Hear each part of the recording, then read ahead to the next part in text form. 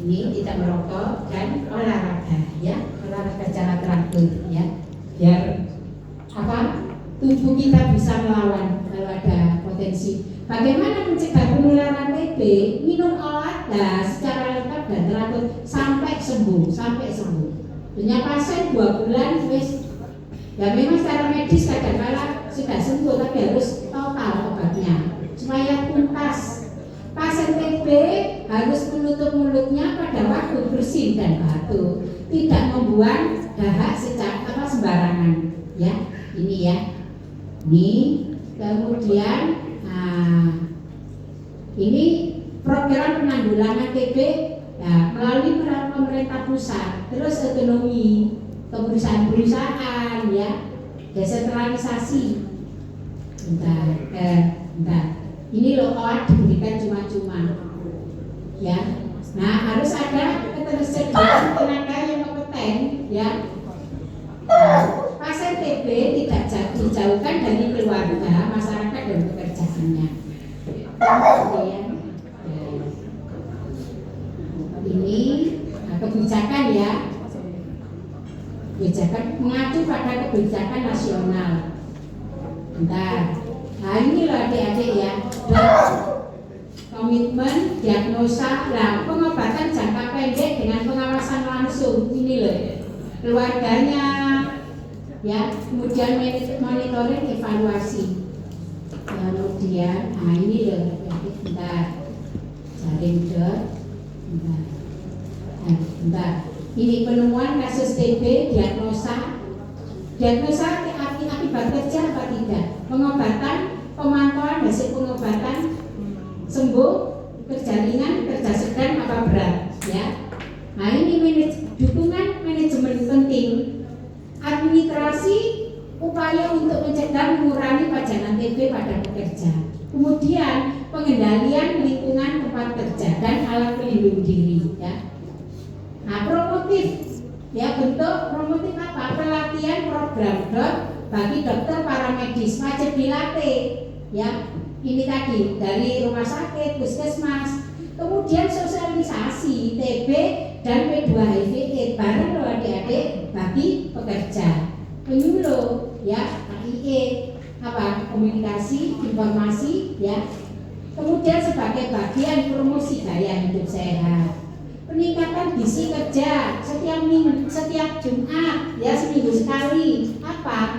Pemberian telur, misalnya susu gantian, ya, kacang hijau, ya. Ini gizi kerja supaya daya tahan tubuhnya bagus, supaya bisa menolak penyakit kalau masuk, ya. Nah, ini olahraga, program bebas rokok, ya, salah satu upaya hidup sehat. Preventifnya, penemuan kasus TB melalui pemeriksaan bisa awal, berkala, bisa khusus. Pengendalian lingkungan kerja setahun sekali diperiksa. Penggunaan alat pelindung diri yang sesuai. Imunisasi pada anak-anak pekerja.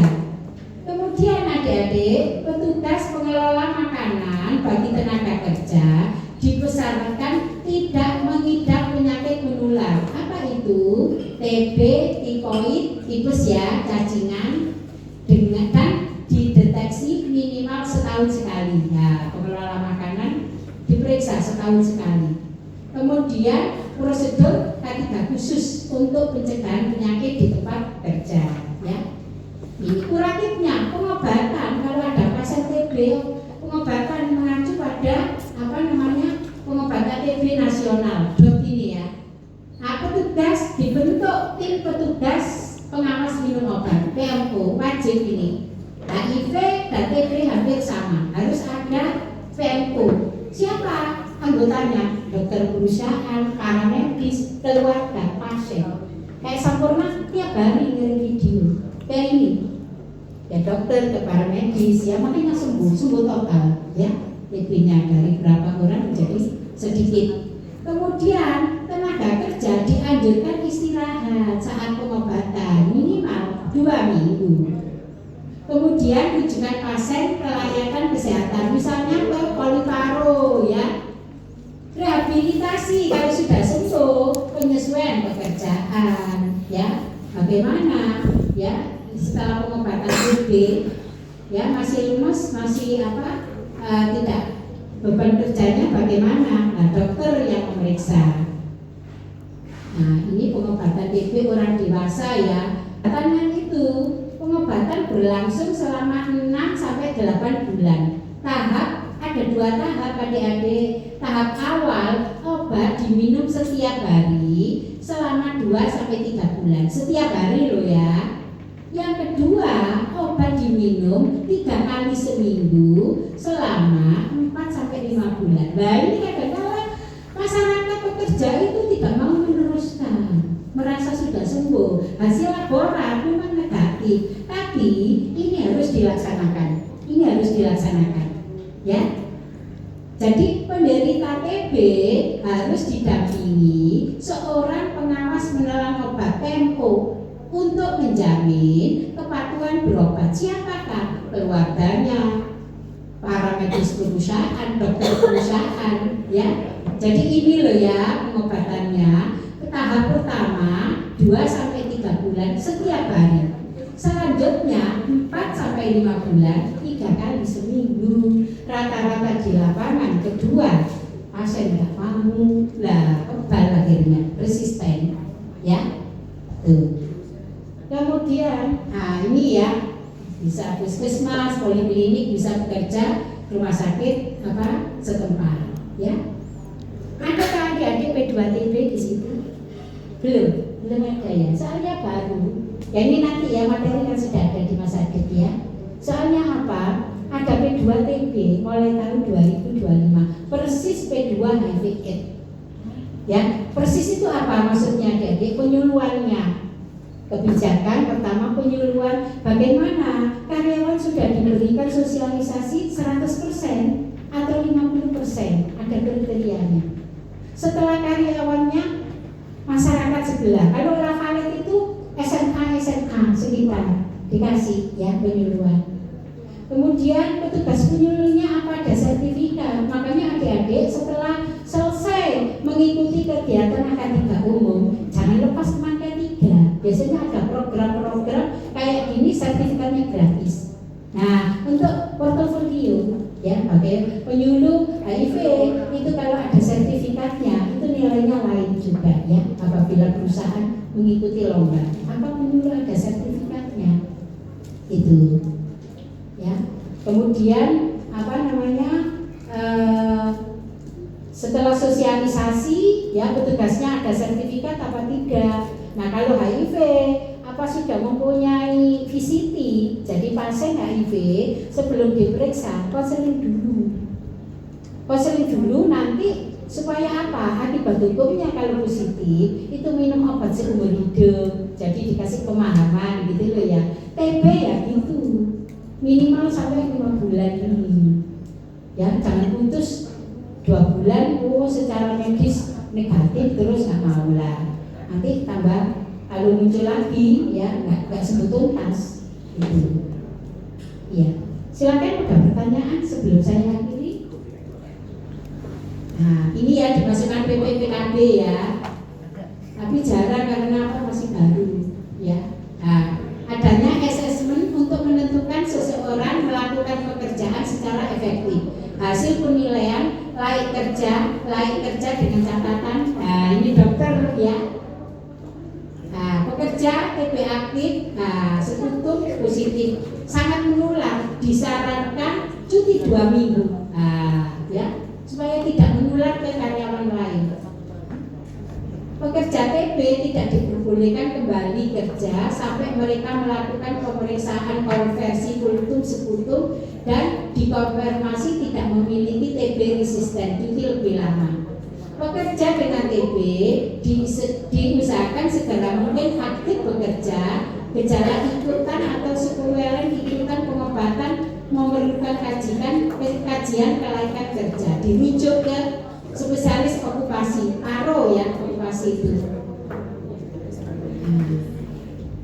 Ada pertanyaan adik-adik dengan TB ini? Ya, nanti bisa di materi saya dipelajari karena hampir sama dengan P2 HIV/AIDS.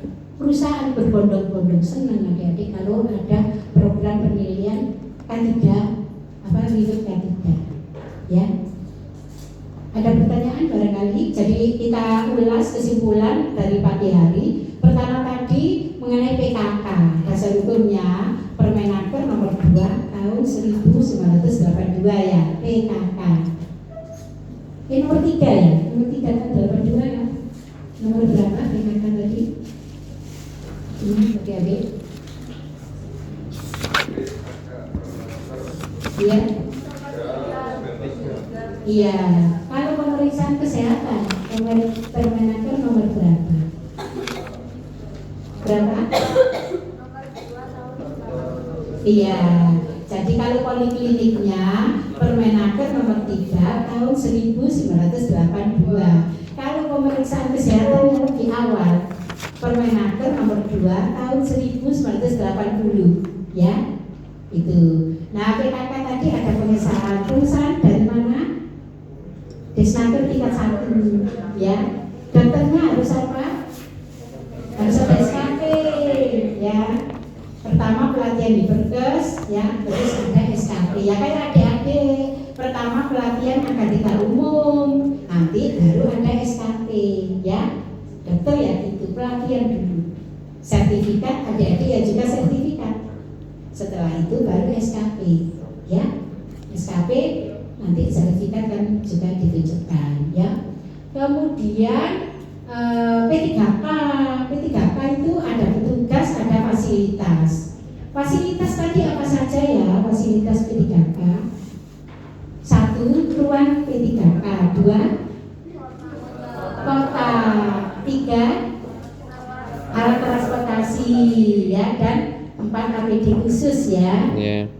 Nah untuk petugasnya perusahaan yang mempekerjakan berapa orang, potensi bahaya rendah, harus ada petugas P3K. Berapa ya jumlahnya tadi? 150 potensi bahaya rendah. Kalau potensi bahaya tinggi 100 orang. Ya makanya perusahaan itu adik-adik berbondong-bondong menyekolahkan karyawannya ya, karena ada ketentuan tadi. Ya tidak hanya sekedar syarat ada, tidak. Bagaimana luas jumlah karyawannya, bagaimana sip-sipannya, bagaimana lantai 1, 2, 3-nya itu ya. Kemudian kotak P3K, syaratnya kotak warnanya dasar putih, lambangnya berwarna hijau ya. Nanti kalau merah kena kalau ada audit. Kemudian isinya tadi 21 item. Ada obatnya apa tidak? Ada. Tidak, nggak boleh ya. Kemudian kotak sudah lewat transportasi gizi kerja.